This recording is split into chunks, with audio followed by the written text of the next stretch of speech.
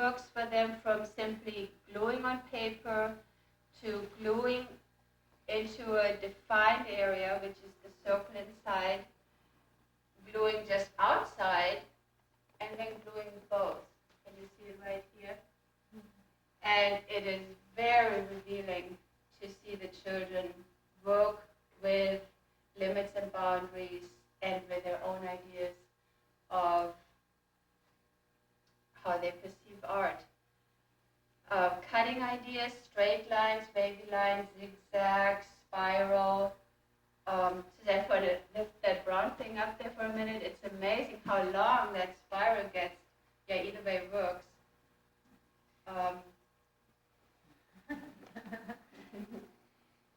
The cosmos spirals. And we have a lot of different cutting ideas on. Some are pre-printed papers that they also can color in. There is weaving different. We also wove some table placemats. Just leave it. That's fine. Placemats where they have one big piece of paper and they weave different colors. And I just have to tell how the lesson is of weaving. Okay. Where we have a row of chairs set up and those party ribbons that you decorate the room with. And the children, the concept is over and under, over and under. And one holds at the end of the row, and the other child goes with the ribbon under the chair and over the chair, and under the chair and over the chair. And it's wonderful to see how they have this concrete experience of what it means vocabulary, over and under. Physically, they're very involved, and that is their stage anyhow. Everything is physical. They move around all the time. And from there, they can take it back into whatever the art project is. Some weaving frames, I'm sure you've seen them. And then also some sewing. And that lump there is clay work. Clay is great. Play-Doh is great. There is some great gag material out. There is what's it called, cornstarch and water. Have you ever done that? You can do it at home. Just cornstarch, pour water in. If it's still, it's hard. As soon as you touch it, it runs. It's fascinating. So that's a great media to that the children work with their hands. I just remembered something with art. I don't know if maybe it comes at another time. We do the introduction of music with bells. We sing the names in an octave up and down. We strike the bells. The first instrument is really the voice. So we'd like the children to sing. We'd like the children to be able to match whatever bell. Without any, like one-on-one expectation. We do that in circle time. Everybody just pitches in at their comfort zone. And then if they're really interested in it, many children are, they can do matching the bells. And then there are only 3, but if they can match all 8, 16 bells, they can do grading. And we can also do introduction to notes. I just put one board out, but there are many, many more boards for children to learn line notes, space notes.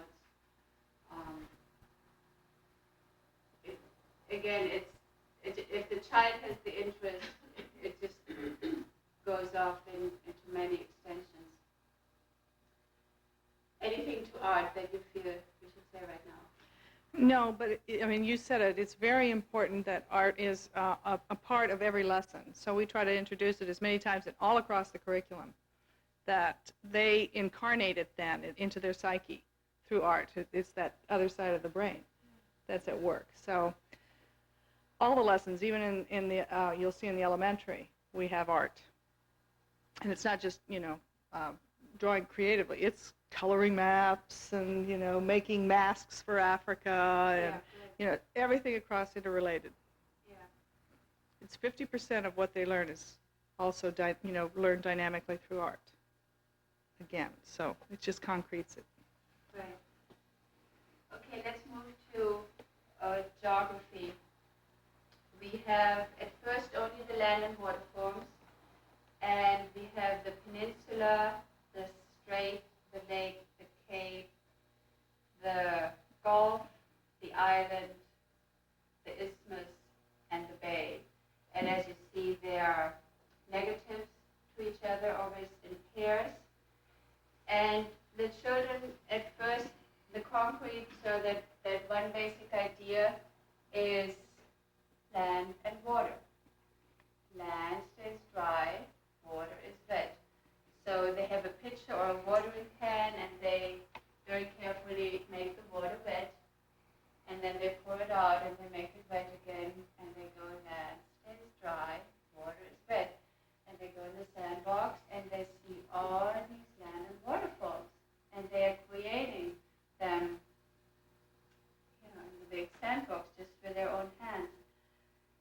From there, we introduce the names. We have a boat and some other materials then, so they can actually concrete experience what moves on the water and what stays on land and what goes both. Then we have the cards. At first it's these cards, and they just see, does it match? Then from there we have the card with a word, and from there they can match the word to the Mute card. mute card. Thank you. You're welcome. So, gosh, I just remembered what I wanted to say. I might come again. So this is a book that children absolutely love. Right there in the middle is a definition booklet. I got it. With the art and the self-expression, the art is a great, great tool and media for self-expression. And you will see with the children, as the more they go into writing, the less they will go into drawing and painting, because they found a different way of expressing themselves. And I remember that here, that when they reach the interest of letters and reading and sounding out words and matching them, then a whole new world opens up for them, the world of reading and the expression of language. And here's the definition booklet. So they might want to do that too. They can draw and they can copy if they like to and make their own booklet, which we have a lot of different books where they can make a booklet. After that, we introduce the land and water globe, and from there the continent globe. We show them, they match, the continent match, it's just a different color. And then we cut the globe in half, and we lay it flat, and we have the two continent maps. And there are maps with them. I meant to bring one, or maybe I can put it out at the end, that goes next to this map where they take each continent out and they match it onto. So they have a way of always feeling secure to exactly know where does this puzzle piece go to. And then we have all the continents on separate large maps, like I pulled out North America, and they can do the puzzle, they can trace the puzzle pieces, they can do the same with the continent maps too. They trace them, they can push pin, do you know what that is? Where we trace and then they have a needle and the matching color, they push out the continents and they can make their own continent map, their own map of North America or any continent they're interested in. And we introduced the animals. At first, just one for each continent. And then, again, we start with where we live in our time. What animals do we have here in North America? And